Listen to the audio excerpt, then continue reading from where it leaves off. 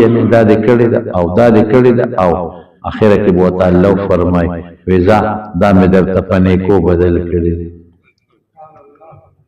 رحیم ذات هم دې کوي رحم هم کوي دی به ډاډه شي چې خبره خو د تبدیلو ده په نیکو بدلېږي نو چې والا ګناه په والا نیکۍ بدله شوه نو غټه خو په غټو بدلېږي نو فوراً وو یا الله ما خو څه نور ګناهونه هم کړي وو خو دې راته رایاد نه کړل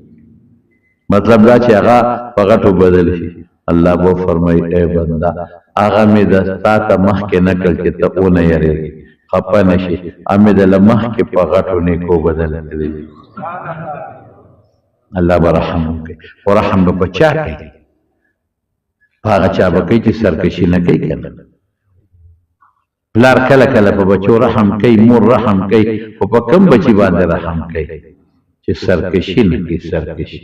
او چې کم بچی را پاسي او پلار ته ښکرې نیغېږي او پلار ته کنځل کوي او پلار سپکوي بېعزته کوي نو پلار د هغه د مرګ نه تېر دی پلار ورته خیرم کوي پلار یې جیل لم ورکوي او داسې پلاران مې لیدلي چې په دغه بچي ډزم کړی چې ورغی چې د نه ځان خلاص کړ سرکشه سره الله هغه عمل به کوي چې هغه عمل به چا سره کوي نه چې سرکشي په دنیا کې نه کړي کبر یې نه کړي الله سره مقابله نه کړي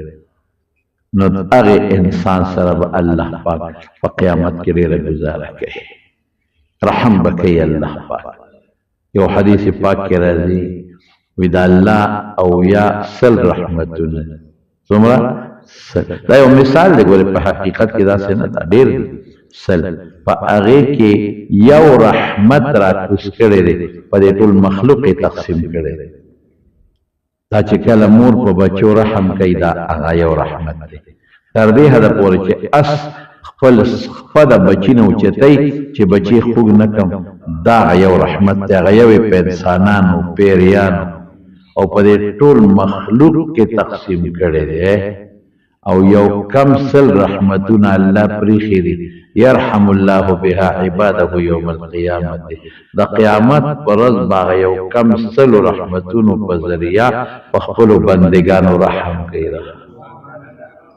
او عباده لفظ دی ګورې دا ټکی عجیب ده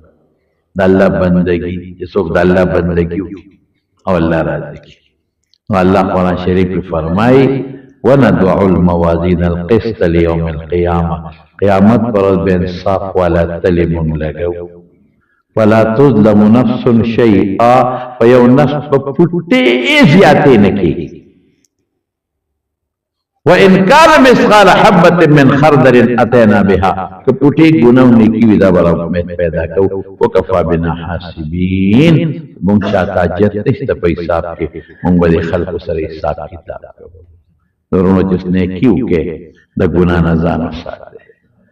ارسل کې لیکيږي او د قیامت پر ورځ به مونږ ته مخکې او د بل د پاره ځان د پاره خوم نه پکار ګناه او د بل د پاره ګناه نه پکار دا سو خبره مسلاسو خدمت کې اړه او الله پاک دې په موږ رحم وکړي الله په موږ مهربان شي اے پروردگار ترا سره آسان حساب بلکې بي حساب بي کتاب جنت ته بوتلي حضور پاک فرمای او یا زره کسان به هغه چې بغیر حساب او کتاب نه باغ جنت ته ځي خدای پاک دې موږ بي حساب بي کتاب جنت ته بوتلي او الله دې خپل رحم په موږ وکړي څه بیماران دي زموږ څه بعضې طالبان دي بلو دستار باندې نه تلل اکسیډنټ یې کړی هسپتال کې داخل دي دعا وکړي چې الله ول روغ صحت ورکړي الله ول شفا ورکړي قرضدارانو الله قرضونه خلاص کړي الله موږ له حلاله پراخه روزي راکړي او الله د دنیا او آخرت د فتنو آفتونو نه په امان کې وساتي الله د کبر نه مو ساتي الله د حاسدینو د حسد نه مو ساتي د شریانو د شر نه مو ساتي د بد نظرو د بد نظرو نه مو ساتي دا یو بل مرګري دی بیمار دی دا بل دی حاجی غفر علی سید دا بیماران دی الله دې ول روغ صحت ورکړي حاجی سریر خان بیمار دی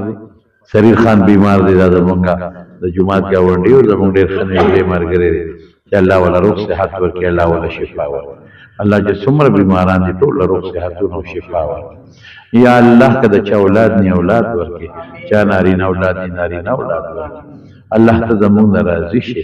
خدای د هر قسمه دنیوي او اخروی د قبر او د آخرت د عذابونو د فتنو نه الله پامن او امان کې وسات خدای چې څومره حاجتمند دي حاجتونه پوره کړي وصلی الله تعالی اچھا